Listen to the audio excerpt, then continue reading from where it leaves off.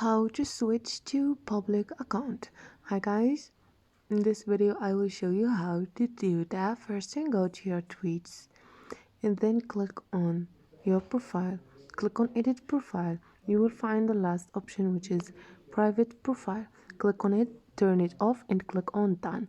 So once you click on done, you can click on OK to switch to public account, so anyone on or off tweets can see and interest with your content. So once you are done, click on OK. And this is it, guys. Hope this video was helpful for you. If it was, don't forget to subscribe, like the video. See you on the next one.